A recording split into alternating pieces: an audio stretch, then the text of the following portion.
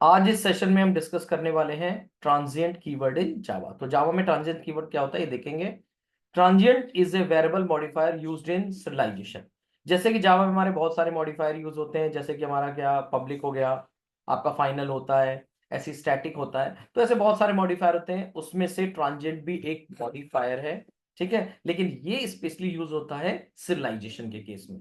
Eight the time of serialization, we if we do not want to save value of a particular variable in a file, then we use transient keyword।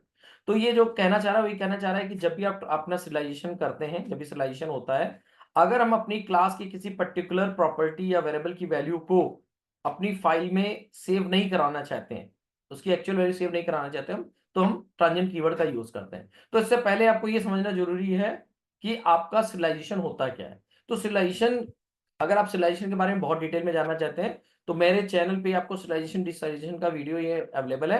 मैं इसका link इसके description में डाल दूंगा, आप उसको go through कर सकते हैं। अब आती है बात ये कि सिरियलाइजेशन होता है क्या। अगर शॉर्ट में बताऊं, तो जब आप अपने क्लास के किसी ऑब्जेक्ट को बनाते हो, उसके अंदर प्रॉपर्टीज सेट करते हो, तो आप अपने क्लास के ऑब्जेक्ट को किसी भी फाइल में उस ऑब्जेक्ट को एज ए बाइट सेव कर सकते हो। ठीक है, यानी कि सेव कर सकते हो मतलब अगर आपने कोई क्लास का ऑब्जेक्ट बनाया, उसके अंदर प्रॉपर्टीज की वैल्यू रखी, तो इसको हम अपनी फाइल में सेव करके रख सकते हैं। इसको, ये जो प्रोसेस होती है जिसमें आप अपने क्लास के ऑब्जेक्ट को बाइट्स में कन्वर्ट करके कहीं सेव करते हैं, इसको बोलते हैं सिरियलाइजेशन। और इसका उल्टा ही होता है कि जब आपका क्लास जो आपका ऑब्जेक्ट है वो फाइल में ऑलरेडी सेव है, ऑब्जेक्ट के फॉर्म में, बाइट्स के फॉर्म में, सॉरी बाइट्स के फॉर्म में सेव है, और आप उसे उससे वापस क्या बनाते हैं, एक्चुअल अपनी क्लास का ऑब्जेक्ट बनाते हैं ताकि आप उसकी प्रॉपर्टीज वैल्यू को रिट्रीव कर सकें। तो इसे डीसिरियलाइजेशन कहते हैं।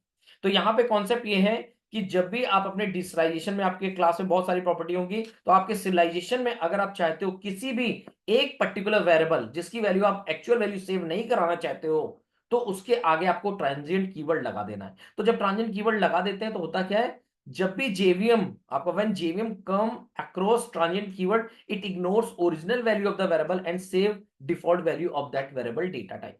तो जब भी जेवीएम आपका क्लास चलती है, रन करती है, तो जब भी जेवीएम देखता है कि आपके जिस प्रॉपर्टी के साथ ट्रांजिएंट कीवर्ड का इस्तेमाल हुआ है, तो उसकी ओरिजिनल वैल्यू को वो इग्नोर करता है, उसको नहीं सेव कर देगा, वो उसकी डिफॉल्ट वैल्यू को सेव करता है। तो हम इसको प्रैक्टिकली हम आपको दिखाएंगे, मैं प्रैक्टिकली आपको दिखाता हूं कैसे। तो मेरे पास ये आपकी एक क्लास है स्टूडेंट। इस स्टूडेंट क्लास के अंदर मैंने इंप्लीमेंट कर रखा है सिरियलाइजेबल, यानी कि मैं इसके क्लास के ऑब्जेक्ट को मैं अपने बाइट्स में कन्वर्ट करके किसी फाइल में सेव करा सकता हूं। इसमें तीन प्रॉपर्टी है, student roll number, student name और स्टूडेंट रिजल्ट। ठीक है, तो आप सबसे पहले मैं दिखाऊंगा कि मेरे पास ऑलरेडी, जैसे मैंने आपको बताया कि मेरे सिरियलाइजेशन की वीडियो में मैंने ऑलरेडी ये पूरा सब कुछ डिटेल में कवर कर रखा है प्रोग्राम, तो सेम मैं इस प्रोग्राम को यहाँ यूज कर रहा हूँ। मेरी क्लास सिरियलाइजेशन डेमो है, इसके अंदर मैंने क्या कर रखा है, आपके स्टूडेंट क्लास का एक ऑब्जेक्ट बना के उसकी तीनों प्रॉपर्टी, रोल नंबर, नेम और रिजल्ट, इन तीनों को मैंने सेव कर रखा है, 5, कैलाश और फेल। ये मैंने S1 के अंदर तीनों प्रॉपर्टी की वैल्यू को सेव कर रखा है। फिर मैंने एक फाइल का यहाँ पे ऑब्जेक्ट लिया है, यानी कि एक फाइल बनाऊंगा मैं किस लोकेशन में, डी ऑटोमेशन टेस्ट डेटा के अंदर मैं टेस्ट फाइल बनाऊंगा। तो ये मेरी लोकेशन है, ये अभी खाली पड़ी है, यहाँ पे एक फाइल बनाऊंगा। ठीक है, उस फाइल के अंदर मैंने क्या करूंगा, इस ऑब्जेक्ट को बाइट में कन्वर्ट करके मैं सेव करा दूंगा। तो इसके लिए ऑलरेडी मैंने इस प्रोग्राम को एक्सप्लेन कर रखा है। यहाँ पे क्या किया, आपको फाइल आउटपुट स्ट्रीम का यूज करके इसमें फाइल नेम पास कर देना है। ठीक है, फिर आपको एक ऑब्जेक्ट, आउटपुट स्ट्रीम का एक ऑब्जेक्ट बनाना है जिसके अंदर फाइल नेम पास करोगे। अब मैं क्या करूंगा, ये जो मेरा ऑब्जेक्ट, ये ऑब्जेक्ट आउटपुट स्ट्रीम का ऑब्जेक्ट, इसका राइट ऑब्जेक्ट मेथड यूज करके इसके अंदर मैं S1 पास कर दूंगा। S1 मतलब ये वाला ऑब्जेक्ट जिसके अंदर मेरी सारी डिटेल सेव है, ये ऑब्जेक्ट मैंने यहाँ पास कर दिया। और अब मैं क्या करूंगा, इस प्रोग्राम को जब रन करूंगा, तो ये मेरा ऑब्जेक्ट ये S1 बाइट फॉर्म में इस टेस्ट फाइल में सेव हो जाएगा। तो इसको रन करके मैं दिखाता हूं, रन कर लेते हैं। यहाँ पे आ गया, जब प्रोग्राम पूरा चल जाएगा तो ये मैसेज आना चाहिए, ये मैसेज मेरा यहाँ पे आ गया, यहाँ पे ऑब्जेक्ट सेव इन फाइल। तो आपको देख लेते हैं यहाँ पे कि मेरी यहाँ पे फाइल बन गई। अब इस फाइल में ऑलरेडी मेरा डेटा क्या है, बाइट्स फॉर्म में। अगर मैं इसको फिर भी खोलना चाहूँ, खोलूंगा तो मुझे प्रॉपर दिखाई नहीं देगा, क्योंकि इसमें आपको स्पेशल कैरेक्टर कुछ अजीब से दिखाई दे रहे होंगे। ठीक है, तो इसमें मेरा डेटा जो है बाइट फॉर्म में सेव है। अब हम क्या करेंगे, अब मुझे देखना है कि वाकई जो मैंने इसमें डेटा सेव किया, अपने S1 के अंदर जो प्रॉपर्टी की वैल्यू सेव किए, वो वाकई मेरी फाइल के अंदर और बाइट्स फॉर्म में सेव हुई है कि नहीं। तो उसका तरीका एक है कि काम करें, अब उस फाइल से मैं डेटा को वापस रीड करके उससे एक्चुअल अपनी स्टूडेंट क्लास का ऑब्जेक्ट बनाता हूं। तो मैंने इसके लिए यूज किया अपनी डीस्लाइस वाली क्लास। इसके अंदर देखो, ये फाइल का वही पाथ लिया मैंने। फिर मैंने फाइल इनपुट स्ट्रीम का यूज करके मैं क्या कर रहा हूं, उस फाइल को मैं रीड करूंगा, और उस फाइल को रीड करके मैंने उससे क्या बना लिया, ऑब्जेक्ट की इनपुट स्ट्रीम, ताकि मैं ऑब्जेक्ट एज ए ऑब्जेक्ट उसको रीड कर पाऊं, एज ए ऑब्जेक्ट रीड कर पाऊं किसको, जो बाइट फॉर्म में डेटा है।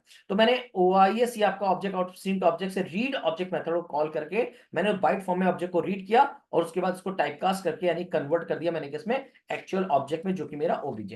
अब जब ये प्रोग्राम रन होगा तो इससे जो भी मैंने बाइट स्ट्रीम से कन्वर्ट किया ऑब्जेक्ट में, उसके अंदर जितनी वैल्यू होंगी वो यहाँ पे प्रिंट करा दी। तो इस प्रोग्राम को दोबारा रन करके देखते हैं और देखते हैं जो वैल्यू मैंने सेव कराई थी वो वाकई हो रही कि नहीं हो रही है। तो ये देखिए, ठीक है। तो ये आपका सिरिलाइजेशन का प्रोग्राम है। ऑलरेडी मैंने जैसे आपको बता रखा है प्रोग्राम मैंने अपने इस सिरिलाइजेशन डिसिलाइजेशन के वीडियो में प्रॉपर्ली एक्सप्लेन कर रखा है, एक एक लाइन आप जाके उसको गो थ्रू कर सकते हैं।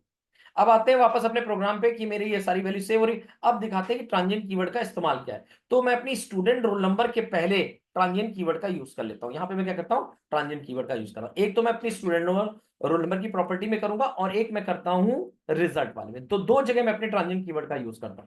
तो मैंने क्या बताया कि ट्रांजिएंट कीवर्ड का यूज करने से क्या होगा, ट्रांजिएंट कीवर्ड का यूज करने से क्या होगा कि जब भी मैं अपना इसको इस क्लास का स्टूडेंट क्लास के ऑब्जेक्ट बना के उसको सिरियलाइज करूंगा, तो ये इसकी वैल्यू और इसकी वैल्यू, इसकी जो एक्चुअल वैल्यू मैंने प्रोग्राम में रखी है ऑब्जेक्ट में, वो सेव नहीं होगी, इसकी डिफॉल्ट वैल्यू होगी। तो जैसे देखो मैंने ट्रांजिएंट कर दिया। अब इस प्रोग्राम को, ये जो मेरा सिलेक्शन वाला प्रोग्राम है, इसको मैं दोबारा रन करूं तो मेरे ऑब्जेक्ट में रोल नंबर 5 है, रिजल्ट में फेल है, नेम में कैलाश है। जब मैं इसे रन करूंगा तो इसके अंदर वैल्यू कौन सी सेव होगी, स्टूडेंट रोल नंबर की वैल्यू सेव होगी 0, क्योंकि आपकी जो स्टूडेंट रोल नंबर है वो इंटीजर एक प्रॉपर्टी है, उसकी डिफॉल्ट वैल्यू 0 होती है। स्टूडेंट रिजल्ट एक स्ट्रिंग है, इसकी डिफॉल्ट वैल्यू क्या होती है, नल होती है। तो ये दो वैल्यू इसकी आपकी यही सेव होंगी डिफॉल्ट, और स्टूडेंट नेम के आगे चूंकि ट्रांजिएंट कीवर्ड नहीं लगा तो इसकी एक्चुअल वैल्यू से होगी। ठीक है, तो इतना काम ये हो चुका है, देखो ये मेरा सेव हो चुका है। अब लेकिन फिर से मैं इसको कैसे चेक करूं कि वाकई क्या सेव हुआ है, तो फिर से मैं दूसरा प्रोग्राम रन करूंगा, क्या, डिसलाइज, जिसका काम है कि इस फाइल में जो भी डेटा आपका ऑब्जेक्ट सेव हुआ है उसको फिर से रीड करो और उससे क्या बनाओ, एक्चुअल स्टूडेंट का ऑब्जेक्ट यहाँ पे बनाओ और उसकी वैल्यू को रीड करो। तो देखो जब मैं प्रोग्राम चलाऊंगा तो आपको अब ये आपके फाइल के अंदर जो ऑब्जेक्ट बना है, जो बाइट्स के फॉर्म में, उसके डेटा को रीड करेगा रन करना। तो देखो इस बार अगर ध्यान से देखें तो मैंने रोल नंबर की वैल्यू 0 प्रिंट हुई है, नेम की वैल्यू कैलाश प्रिंट हुई है क्योंकि इसके अंदर ट्रांजिएंट नहीं लगा, और यहाँ पे रिजल्ट की वैल्यू नल प्रिंट हुई, क्यों, क्योंकि डिफॉल्ट। तो अगर आप अपने सिरिलाइजेशन में किसी वैल्यू को परसिस्ट नहीं कराना चाहते हो, यानी इसकी एक्चुअल वैल्यू सेव नहीं कराना चाहते हो, ये ज्यादातर सिक्योरिटी रीजन से होता है, तो नहीं कराना चाहते हो तो आप उसके आगे ट्रांजिएंट कीवर्ड लगा दो, तो यही इसका इस्तेमाल होता है। अगर अब भी आपका कोई डाउट रह गया हो तो आप मुझे इस वीडियो के कमेंट में डाल सकते हो, और अगर आपको मेरा ये वीडियो अच्छा लगा हो तो आप उसे लाइक भी कर सकते हो। और अगर आपने मेरे चैनल को अभी तक सब्सक्राइब नहीं किया है तो क्या, तो उसे सब्सक्राइब कर सकते हो। Thank you.